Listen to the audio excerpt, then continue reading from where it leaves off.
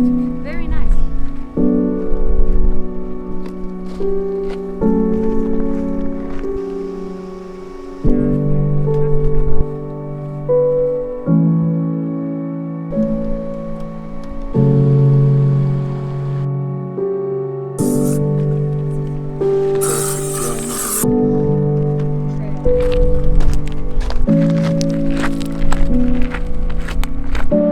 All the way.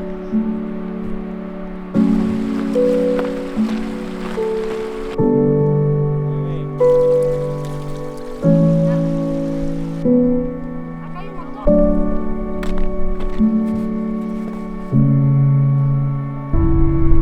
Yes. Pregunta, mira.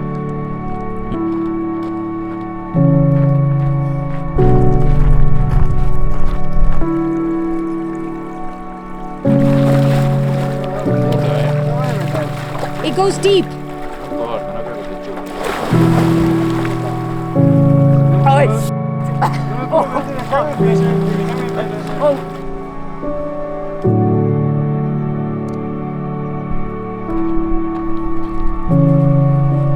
Push it down, man. Push it down.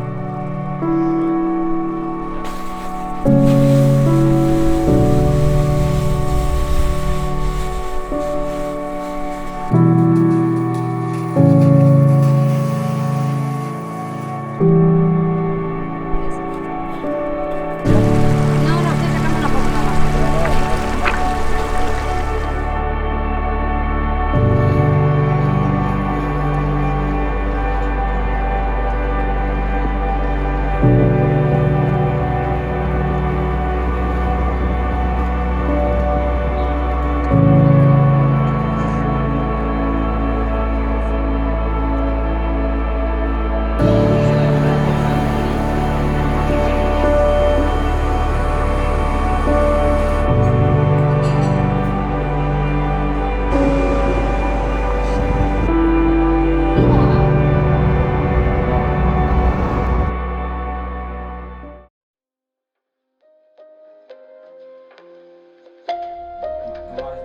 más. Llegando y hacer approach debe ser espectacular.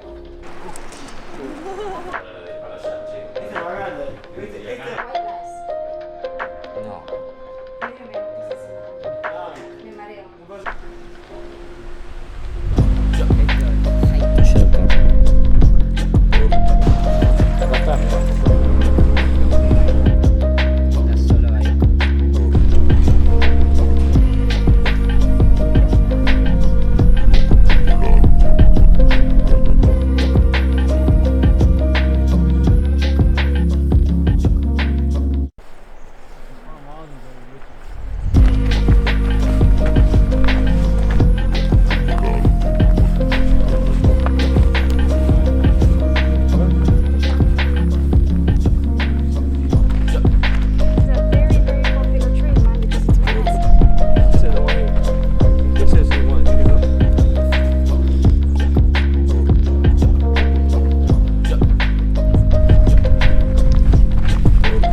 ¿Puedo pasar?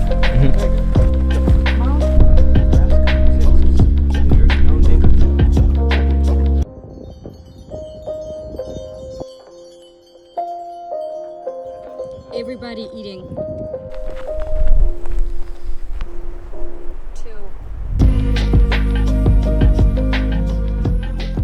So the last section here is going to be a little explanation of the trip, what we did, the different hikes and their miles and altitudes gained and stuff like that for anyone who's interested. So the first hike that we did was the Chain Lakes Trail. It's a 7.1 mile loop.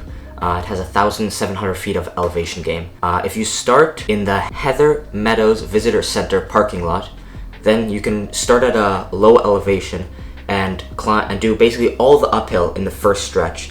And by my personal preference, I think that that's the best way to do it.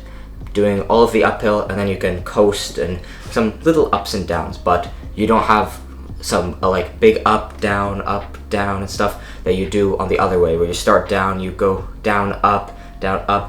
It's I think personally that it's just much better to tackle the uphill once you have fresh legs, and then after you're done with that, you can relax, focus on the water.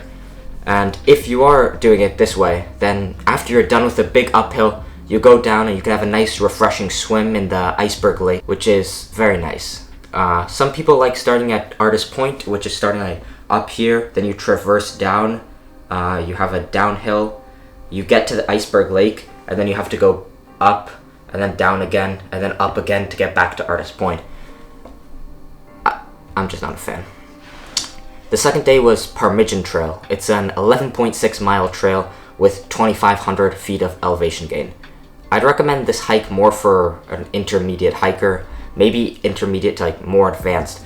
There's different types of terrain, so you go from mud to having ice, and there's like precipices. Precipici? I have no idea, but you have precipices.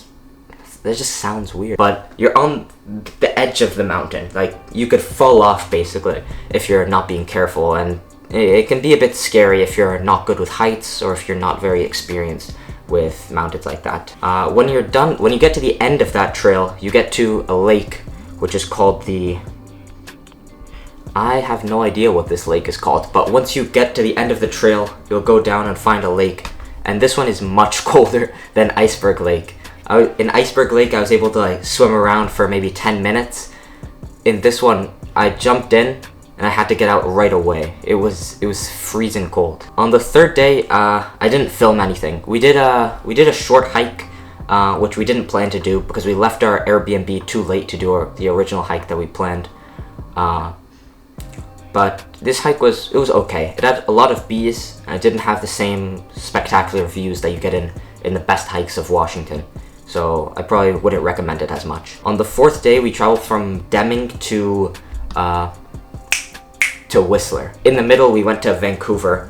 I've never been to Vancouver before. We spent like half a day in Vancouver or a bit. It was very nice, especially because Vancouver is like a nice city, but if you go an hour outside of Vancouver, you get to like great climbing and hiking destinations and some of like the best mountain ranges that I've seen on the lake. That's the drive from Vancouver to Whistler is extremely beautiful. Anyway, on day 5 we went up the gondola. We did the peak to peak. We planned originally to do a little hike there, but we just walked across the bridge. On day 6 we did the Yellow Aster Butte Trail, which is 8.5 miles out with 2,800 feet of elevation gain. It's a more difficult hike, but it's very nice. It's one of the nicest hikes that we've been on. I found it a bit easier this time, probably because we'd already done it once before. So once you've already done a hike, when you do it again, you already know what's coming, you're prepared. It feels more familiar.